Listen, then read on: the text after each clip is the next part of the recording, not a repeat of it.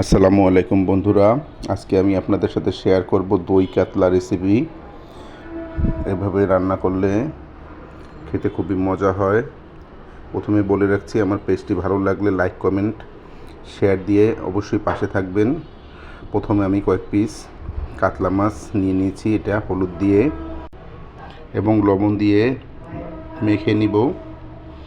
হলুদ দিয়ে এবং লবণ দিয়ে মেখে নিয়ে এটা কিছুক্ষণ সময় ম্যারিনেট করে রাখবো। এরপরে গরম তেলের উপরে এটা মাছের পিসগুলো লাল লাল করে ভেজে নিব। আমি এভাবে লাল লাল করে ভেজে নিয়েছি। অবশ্যই মাছটা লাল লাল করে ভেজে নিতে হবে। এরপরে আমি মাছগুলো হাঁড়ি থেকে উঠিয়ে রাখলাম। এরপরে আমি হাঁড়ির ভিতরে দিয়ে দিলাম পেঁয়াজ বাটা। এর আগে আমি দিয়ে দিয়েছি দুটি লাল মরিচ, শুকনো মরিচ। এরপর দিয়ে দিলাম 2 চামচ আদা বাটা এবং 1 চামচ রসুন বাটা। এরপরে দিয়ে দিলাম 1 চা চামচ জিরার গুঁড়া এবং 1 চা চামচ ধনিয়ার গুঁড়া। এরপরে আমি এটি ভালো করে কষিয়ে নিব। দিয়ে দিলাম স্বাদ মতো লবণ। এরপরে সমস্ত উপকরণগুলো আমি ভালোভাবে ভেজে নিব যাতে মশলার কাঁচা ঘ্রাণটা না থাকে। এরপরে দিয়ে দিলাম টক দইটা আমি পানি দিয়ে একটু ঘেটে নিয়েছি। টক দইটা দিয়ে মশলার সাথে আবার ভালোভাবে আমি এটা কষিয়ে নেব।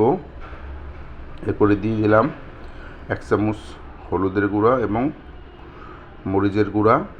সমস্ত উপকরণ ভালোভাবে কষিয়ে নিয়ে এরপরে দিয়ে দিলাম একটু সামান্য পরিমাণ চিনি দিয়ে এটা ভালোভাবে একটু কষিয়ে নেব। কষিয়ে নেওয়ার পরে এরপর কষানো মশলার ভিতরে দিয়ে দেব পেঁয়াজ বেরেস্তাটা আমি আগে ভেজে রেখেছিলাম।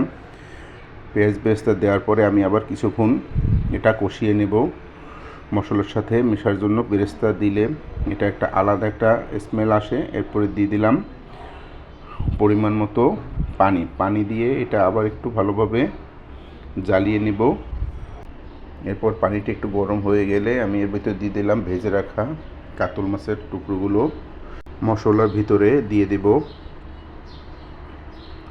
এভাবে দেওয়ার পরে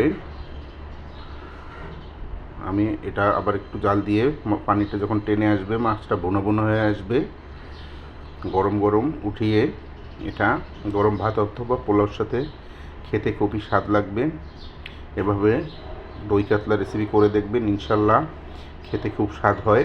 সবাই আমার জন্য দোয়া রাখবেন, পাশে থাকবেন। সবার জন্য রইল শুভকামনা। আসসালামু আলাইকুম।